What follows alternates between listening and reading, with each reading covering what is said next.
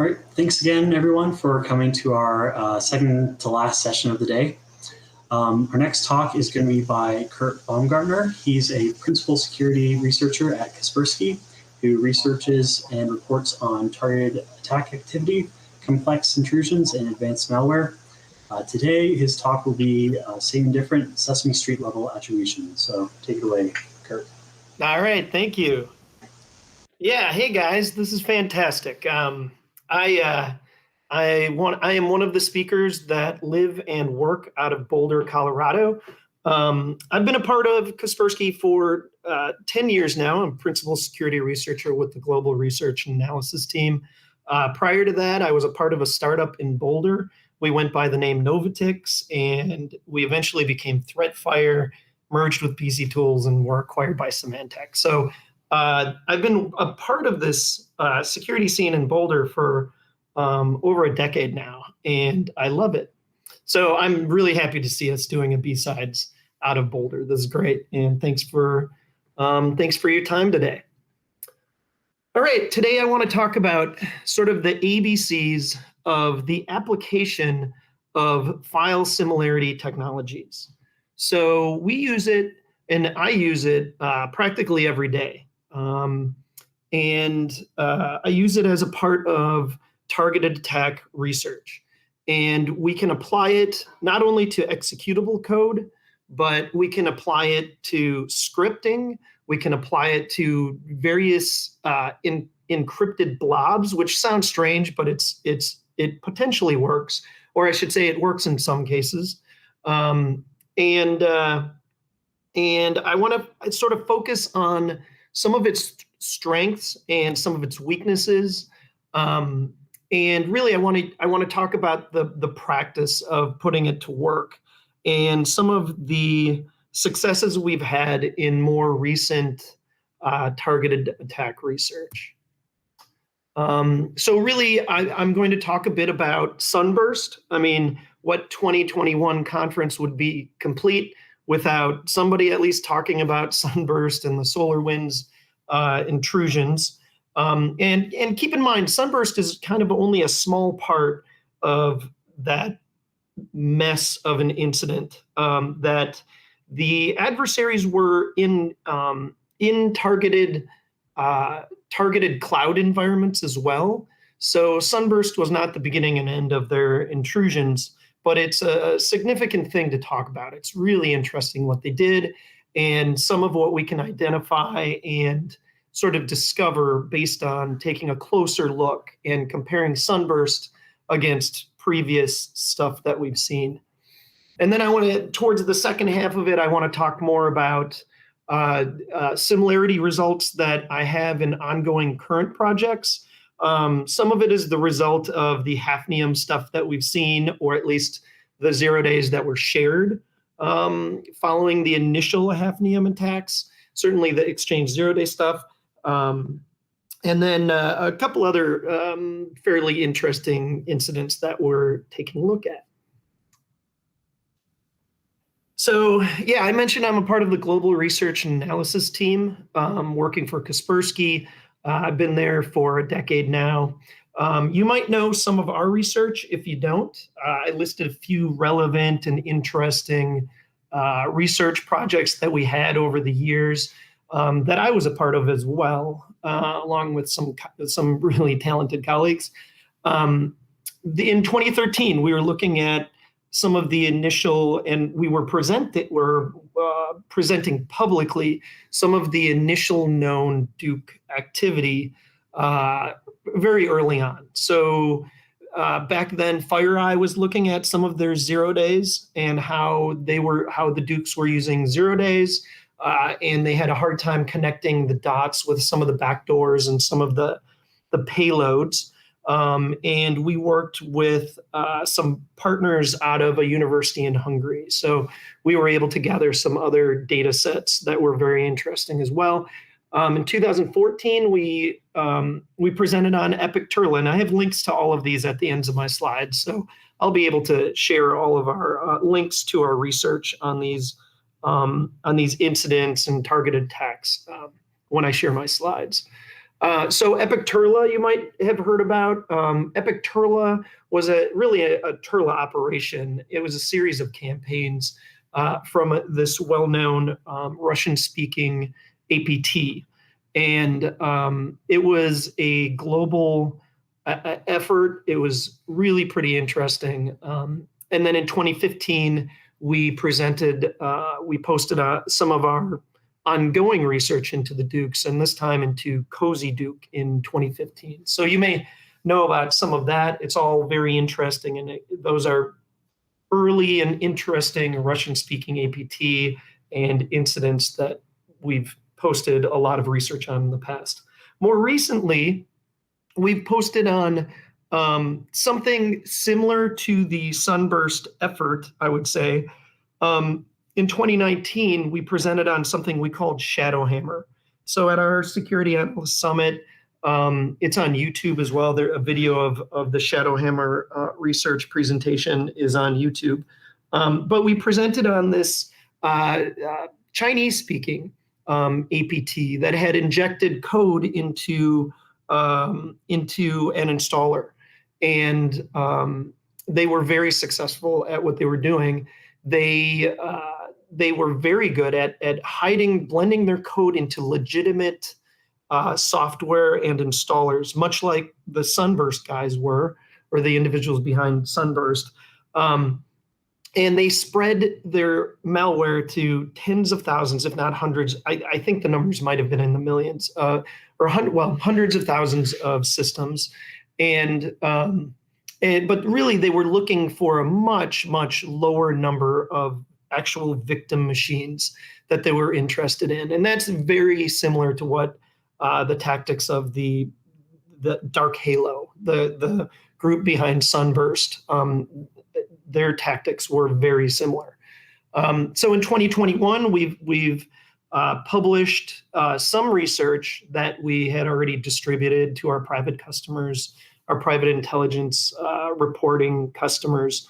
And we made public quite a bit of our research, and I'm going to talk about things that I want to focus on from that research regarding SUNBURST and how we can connect it to prior activity and prior malware. At the time when in December 2020, when FireEye first discussed SUNBURST, they were talking about an unknown group. And there was really nowhere to find any solid information connecting it to previous activity. So I want to talk about that piece. And yeah, so let's move forward with that. And that's the team I'm a part of. So really what we're looking at when we're talking about looking at files, using file similarity techniques and applying file similarity and other sort of technical clustering techniques, we're attempting to perform some sort of technical attribution. And by that, I mean, we are essentially clustering a lot of data, artifacts of anything I can pivot across when it comes to a malware set or an intrusion, their infrastructure, logs, anything I can find. And I try to cluster this stuff together and create almost a narrative out of it. And we can start to apply a certain level of technical attribution when we find, say, when we combine together what may be weaker data points into this fuller picture, whether it's embedded languages, working hours, or rather, say, clues that are left behind in infrastructure, clues that are left behind in code. The targeting itself is often very interesting. Targeting has recently, like too full of a reliance on targeting has caused all sorts of attribution nightmares for me. But there are ways to correct that. So anyways, when you put these sorts of data points together, we are able to provide some level of technical attribution. And really, that's what we're looking to do when we're adding this file similarity technology to the mix. So I mentioned earlier, SUNBURST was a part of the Solarwinds incident in December 2020 that FireEye announced. It was a massive announcement.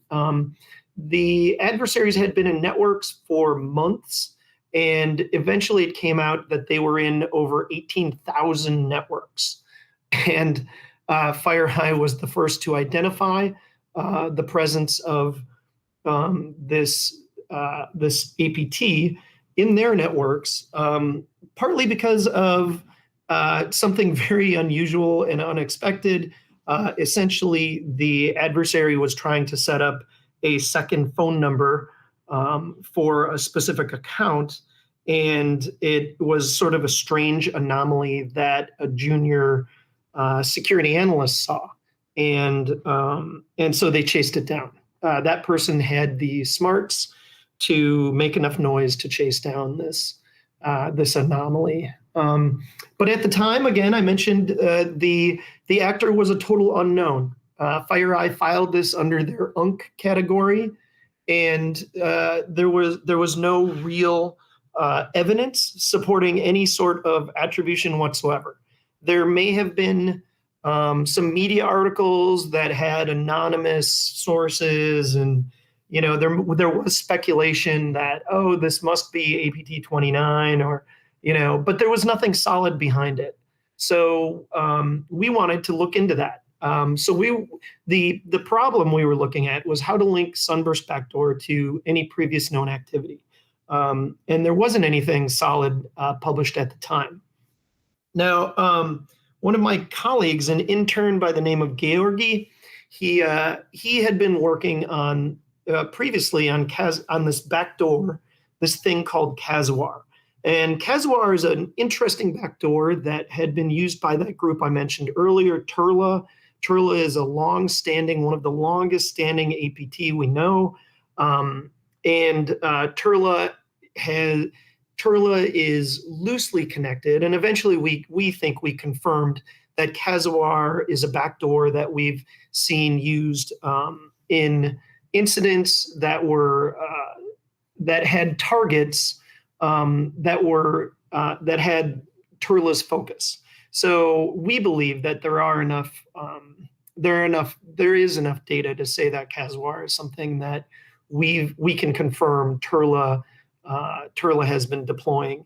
The backdoor itself was publicly presented on by Unit 42 by the Palo Alto guys, and I think it was back in 2017 when they first talked about it, 2017 or 18, something like that.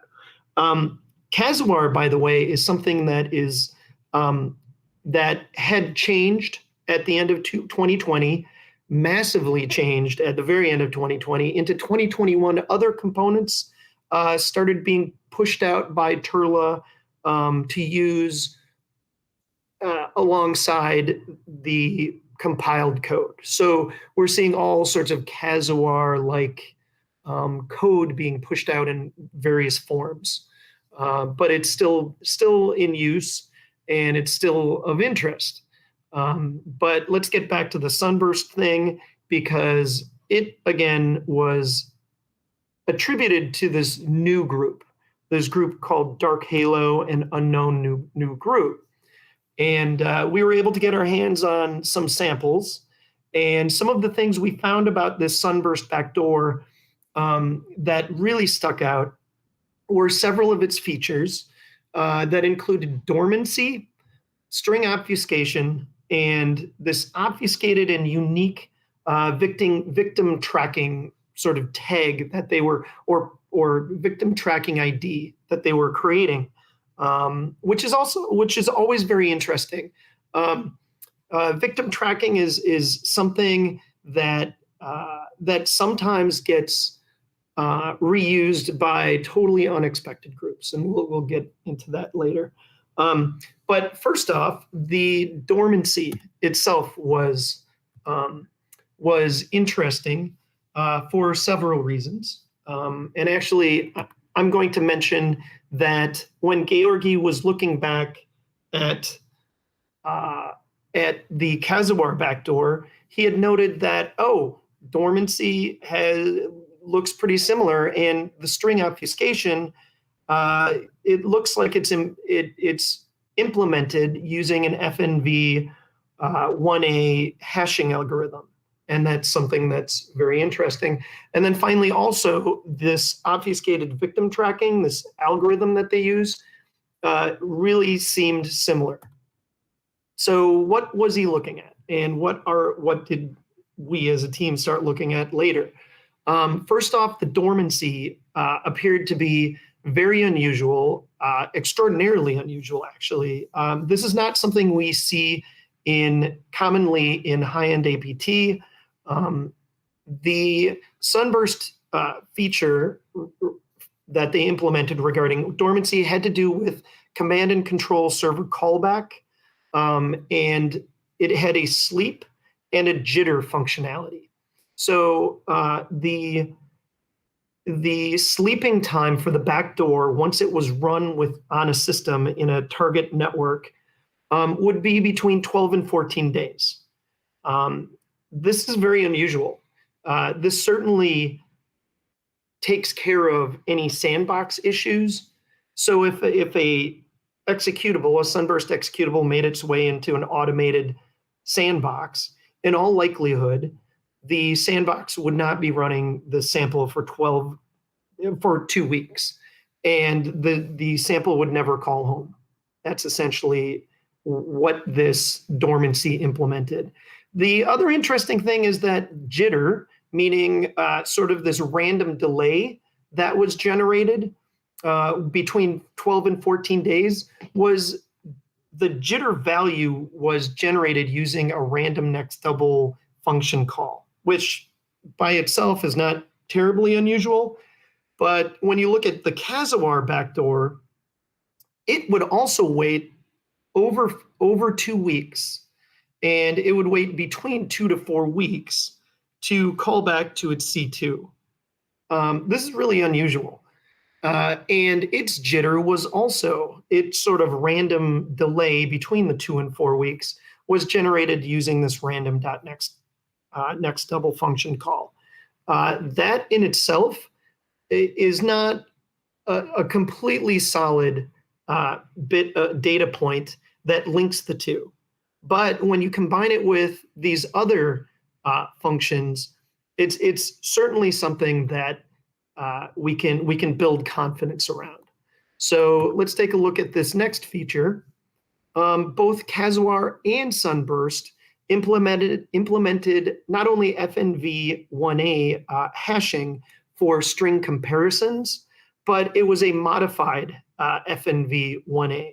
And the modification was really pretty interesting. So when either one of these backdoors wants to look for a specific string within its code, it's not going to use a simple string comparison routine and leave strings laying around in the code. That would be more alarming. Instead, they use these hashes, and these hashes are very interesting because FNV 1A is a very simple, it's a totally simplistic hashing algorithm, but then they added this XORing against sort of an unusual value at the end of the function. So not only is FNV1A being used, which, okay, that's used by a lot of different backdoors, but you don't see it all that frequently in APT code. But you certainly don't see this unusual XORing, this additional modification being added to it. So that was present in both SUNBURST and Kazuar. And again, in combination with the dormancy of the callback for these backdoors, it really builds up confidence that, okay, Kazuar has been around for maybe 5 years now, and it implements these features. Along comes SUNBURST implementing these two features. There's probably a connection here, and quite possibly Kazuar code is a source of inspiration for SUNBURST development. The third of the SUNBURST features that's very interesting happens to be victim UID or victim ID generation. So these guys not only used an MD5 plus XOR, or not only used an MD5, but they used an MD5 plus an XOR against a set of system-dependent values. And what SUNBURST did was they would kind of seed this user ID by taking a portion of the first adapter MAC address along with the computer domain and the machine GUID, and they would XOR that against an MD5 that that was pulled from the executable. Kazuar did something very similar. They had a predefined string with a 4-byte key, and the key itself was pulled from the volume serial number. So the disk drive, they pulled the serial number off of that disk drive and then did the same MD5 XOR to generate a victim user ID. Again, this is in all likelihood, SUNBURST was being built with a lot of inspiration from what went into building out Kazuar. And we wanted to be very careful to say that we are not claiming Turla and Darkhalo are the same. So Turla, again, is the actor, or I should say the APT, that has been deploying Kazuar. I believe we've seen it in Central Asia quite a bit. I'm not I don't remember Palo Alto's visibility on it, but we've been seeing Turla rolling this out. And along comes SUNBURST. SUNBURST looked very different, and what we're saying is the same, is that the inspiration for developing this code, this SUNBURST backdoor, is something is clearly linked to however Kazuar was being developed and rolled out. Now, one of the links at the end of the slide will be to our secure list post on it, and we include a timeline that's very interesting of when Kazuar was completely rebuilt, which I believe was November of 2020. This was, very interesting timing as far as, okay, we know that new variants of SUNBURST were being rolled out back in February, and then in October again, and then Kazuar changed completely in November of 2020, and then the discovery of SUNBURST actually happened in December. I believe in December of 2020. So the timing is all very interesting as well when you look at what's being redeveloped and what code is being changed in Kazuar when somebody goes back to when Kazuar was being returned to target networks. So this is all very strange, but this is all very interesting because we can say that with some level of technical data, some level of technical evidence, we can say that the code base, at least, is linked. We know that Russian-speaking actors have been deploying Kazuar, and that we're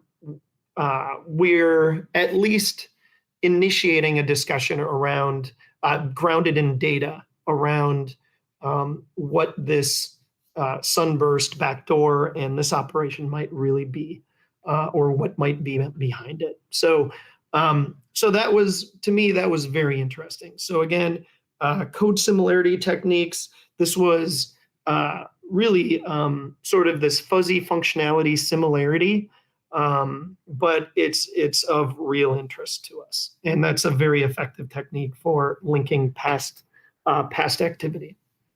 So some questions that came out of that research immediately were, okay, have we seen code overlap like that before? And the simple answer is yes. In 2013, I saw some Miniduke backdoor or Miniduke payload code that overlapped with a number of Sophacy downloaders that were being distributed at the time. In 2014, we saw overlap with web shells, not just web shells, but other data within the web shells that were highly unique between Miniduke and Turla. In 2018, we saw a really unexpected share of scripts that went into spearphishing attachments shared between, they were almost identical, shared between Turla and Zebracy. And I do include a YouTube link at the end of these slides. My colleague Mike Scott spoke about that at Virus Bulletin back in, I think it was 2018. So that was a really interesting finding to me. So the simple answer here is yes, we do see code overlap in very unusual code overlap in all sorts of situations. And then I just want to sort of focus on this incident in particular, because even though this is a high-end attacker and an incident that is very impactful, we can still perform this same sort of file similarity technique to link this code to prior backdoors. We see it fairly frequently that we can still apply this sort of file similarity technology to help guide the way. There are false flag issues that we may run into. In the past, we follow up and we have to review the findings of this sort of file similarity technology. But in the past, it's been, file headers or PE headers give it away. There are all sorts of other indications that false flags may be embedded within these backdoors to confuse researchers and defenders of these targeted attacks. But again, this was a very sophisticated APT. They intruded in or penetrated Solarwinds networks and their build process, injected SUNBURST code into it. We're able to deploy that code after running a test run and ending their code injection trial, and then compiling and deploying it in February of 2020. And it wasn't discovered until December of 2020, which is incredible. It was again 18,000 networks for possibly 8 to 10 months. So that really is surprising stuff. And these similarities are something that while adversaries are aware of this and may work with it, they're still present in a lot of this code. And again, I do think this is a situation that will continue. So there are all sorts of previous similarity projects, and I want to get into more current use, what I've been doing over the past couple months, and what we see and how we can apply some of this similarity technology against more recent stuff. So in the past, in 2004, IDA was presented at Virus Bulletin by some guys at F-Secure, and they talked about a phylogenetics approach to understanding and sort of mapping out genomes of malicious code. So this is a technique. This is a technology that has been around for a very long time. And everyone seems to have their own proprietary implementation. Some of it is less effective or more effective than others. Some of the other projects that have been sort of bandied around over the past decade had to do with hashing techniques. So SSDeep was a fuzzy hashing algorithm that ended up being implemented in VirusTotal. And you had to tweak different parameters to come up with sort of a sweet spot for every analysis you were looking at. So that was always present. Imphash, another project that looked towards XPE file imports to come up with hashes and similarities across imports. Was very interesting, but again, not an exact science. There are tons of machine learning models that have been used, including J48 or C4.5 trees. Weka implemented a lot of simple k-means data mining algorithms that were used for years. And then n-gram extraction and database comparisons are another thing that have been used. There's all sorts of things. And probably the best known engine that's publicly available for a lot of this file similarity stuff is put out by a company called Integer.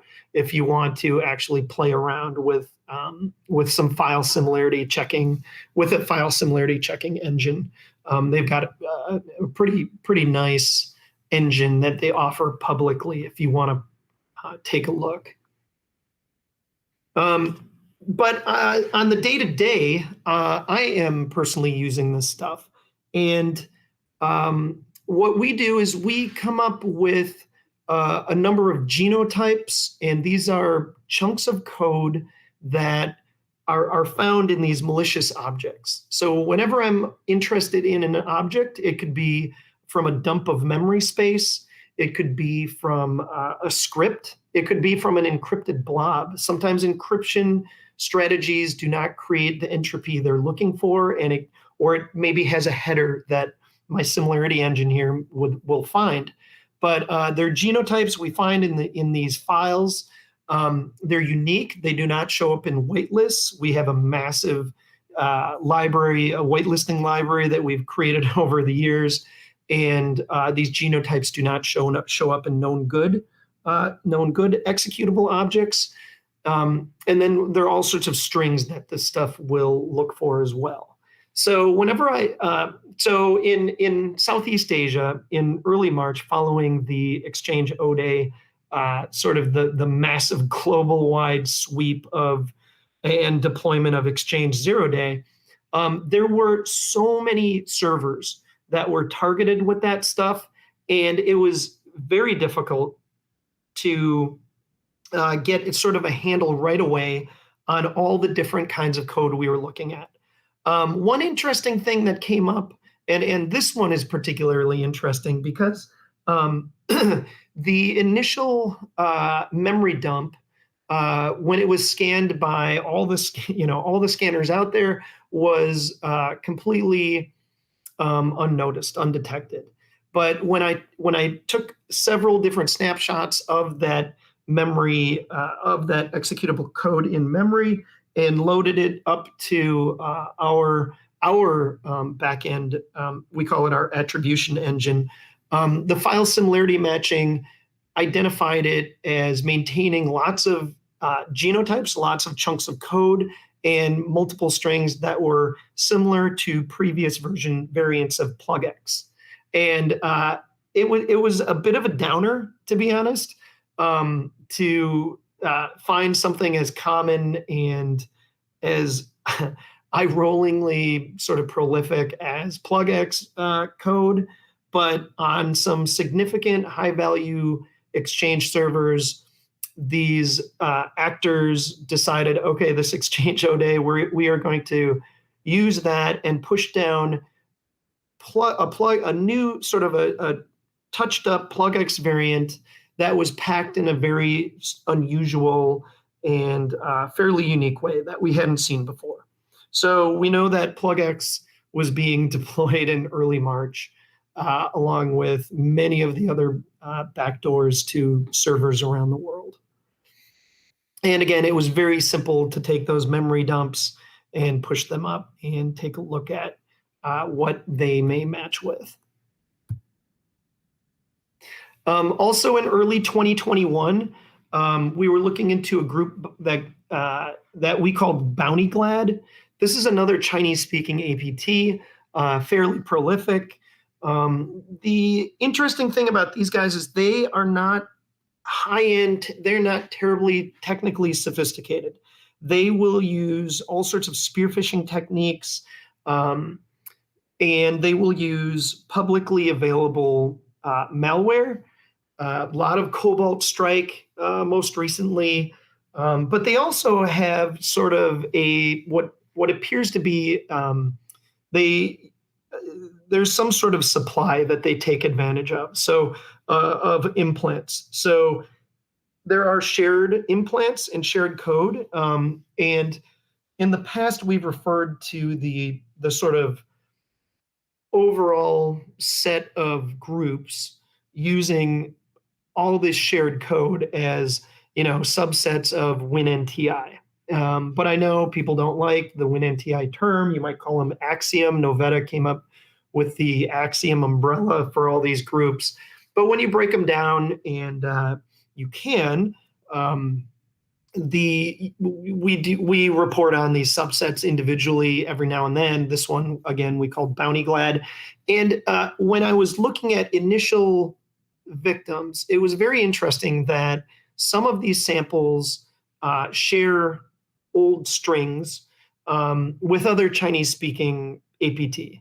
The Druspi stuff that I was looking at was from 2016. So that was very interesting to me, that they're still maintaining implants that carry older code and older certificates in them, that allow us to say, okay, at least this is the direction I'm headed in to identify what's going on with this APT activity. Some other interesting things about Bounty Glad is that they were after, at a global scale, they were after media organizations, so news media in particular. They were after organizations in the transportation industry around the world, both in North America and in Asia, and then infrastructure organizations. So one of the things that piqued our interest in Bounty Glad initially was that they had hacked the website of a certificate authority in Asia and replaced one of the installers for the certificate authority there, one of their software client installers. They had replaced it with a downloader of their own. And that downloader in turn pulled down some images embedded, some encrypted image, or some images embedded with encrypted backdoor payloads, which turned out to be Cobalt Strike, of course. But this group was really pretty interesting, simply because they're so persistent, and even though they are not technically sophisticated, they are very effective at penetrating networks, and we find them everywhere in the world. And even more recently, I'd say this past week, there's been some interest in downloaders that, or I should say in libraries that include a entry export. So there is a group, and now there are multiple groups that share a code or a malware set. NTT Security, initially they publicly pushed Panda's New Arsenal, an article on T-Manager, part 1, part 2, and part 3 of this malware set that they had discovered and were working with. It looks like they incubated some malware and were able to get the attackers to push down even more of their malware set. So they ended up collecting a lot of this malware and provided a 3-part research write-up on this new malware set, at least newly publicly exposed. This is something that we had called coughing down. There was one group in particular that had been using it. And up until, I'd say, the past month or so, maybe 2 months, it looked like it was being used by one group in particular. And you can see here, when we toss those samples into our file similarity engine, we'll come up with code, similarities in code used by coughing down this one particular group. So that certainly whittles down again and guides our research efforts as far as identifying who we're dealing with or what we're dealing with. It may be a shared tool, but at least we know sort of this familiar subset of groups or group of subgroups, this sort of umbrella of groups that we're up against with these incidents. So again, genotypes and strings can help provide some sort of technical similarity data that enables us to link current activity with previous activity. And with that, I am going to do some Q&A now. I'm happy to take some questions on the applicability, strengths, and weaknesses of file similarity technologies. Awesome. Thanks a lot, Kurt. So once again, if you have any questions, you can post them in general. On standby. Let's see. While we're waiting for some questions to come in, you posted at one point about, or no, you had a slide with a bunch of different techniques, that can be used for measuring code similarity. So like examples from what I'm looking at here are like many machine learning models, k-means, n-gram extraction.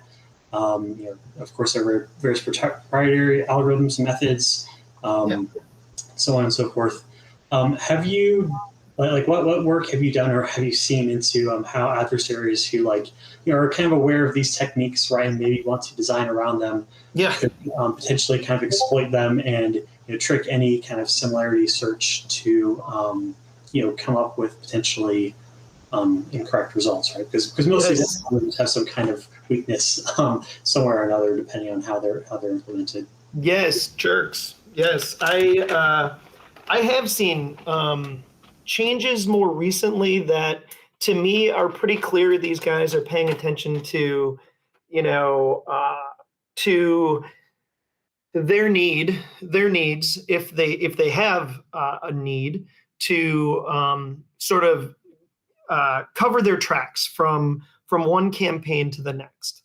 And some of the stuff we've been seeing that still enables sort of this agile development process that they may be trying to implement would be to simply shift from, say, a C++ code base to a Go code base.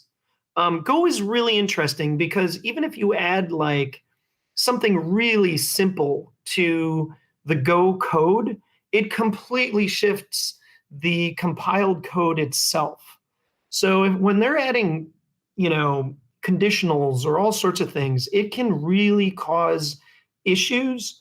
But in that case, often, then you have to fall back on, using your expertise, which is your experience.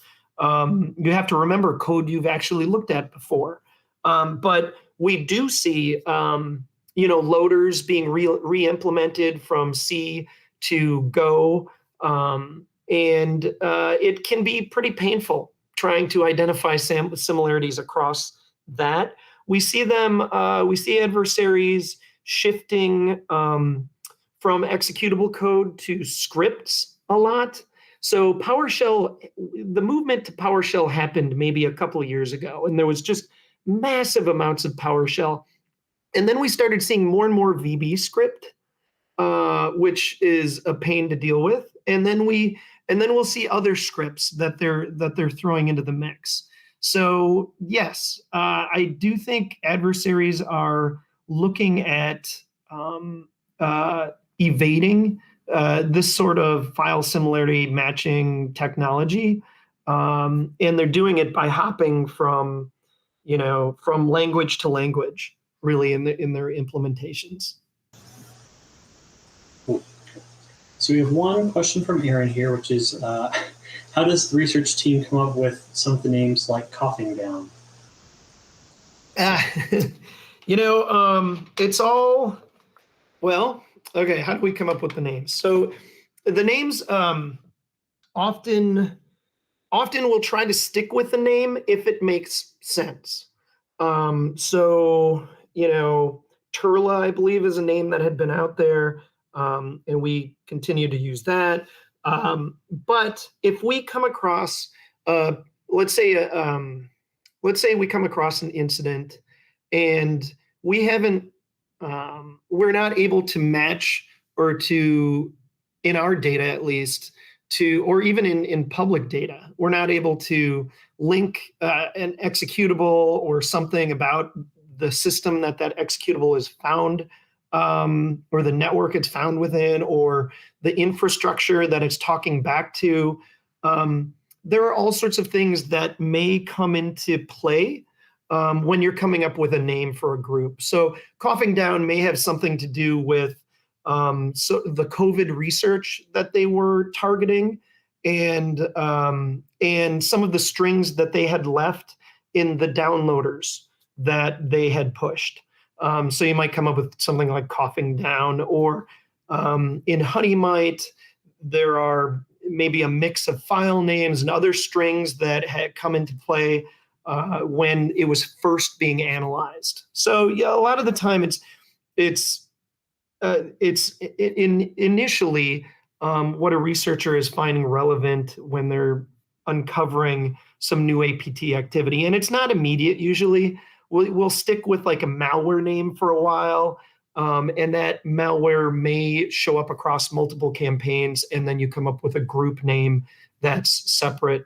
And for some researchers, they want to come up with, arbitrary names for the group versus the malware. They don't want to tie the group name to the malware, which is usually advisable. So there are a lot of different things, and every researcher has their own method for coming up with a name. Got it. All right, a question from Sec Heretic. What do you think about the similarity hashing algorithms like SSDeep, SDHash, Machoke, TLSH, etc.? He adds imphash doesn't work for any .NET executable, for example. So some of these other hashes may work better, or do they? Well, I mean, I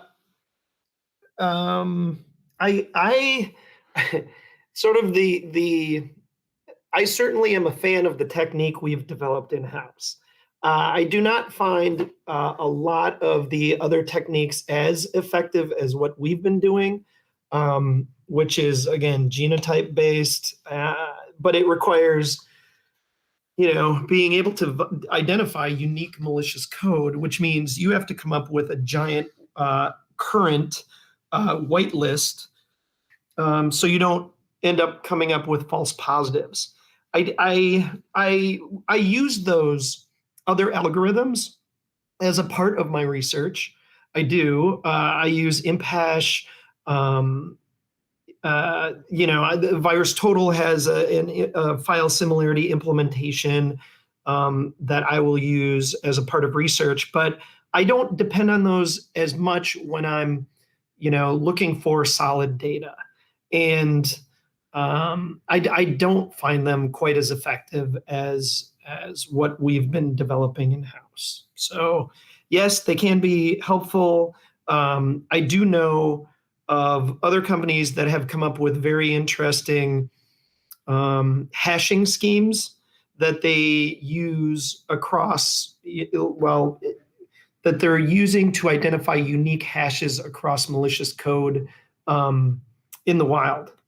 So there are ways to make it production ready, but it's really tricky, and those aren't just publicly available. Those things are usually developed and maintained in-house. All right, cool. Last question from Urban. Are the types of weaknesses you discuss inherent to the use of malware at the state-sponsored level, or is avoiding this type of detection a matter of stronger OPSEC? Well, the weaknesses inherent in file matching or file similarity stuff, I would say, simply because the bulk of what we're looking at, we narrowed down on it simply because it is fairly unique. Usually the malware we're looking at, when it has to do with targeted attacks, is fairly unique, unless of course you have an unmodified, uncustom, or non-custom Cobalt Strike downloader or interpreter thing, and it's not touched up. Like that's definitely a problem. And there are financial groups, or financially motivated groups, and there's the crimeware stuff, and they will use sort of the stock Cobalt Strike stuff, but then it becomes much easier to detect and actually prevent altogether. So you may not be able to immediately attribute it based on file similarities. You'll have to use infrastructure, and you'll have to go back and dig and do so much more research, but it's so much easier to actually prevent it altogether immediately. So, it's the weaknesses, I'd say, are they can be exploited by both targeted attackers and less sophisticated criminal groups, although, depends on the criminal group we're talking about. But yeah, the weaknesses are kind of there. They can be exploited by pretty much anybody out there, from what I've seen. Great. Thanks again for the talk, Kurt. This is a really fascinating topic. Definitely relevant to a lot of the stuff that I've been doing in my past. I'm sure a lot of the other people in the audience also kind of know a bit about this, and we're also really interested to hear about this talk. So thanks a lot. Right on. Thank you.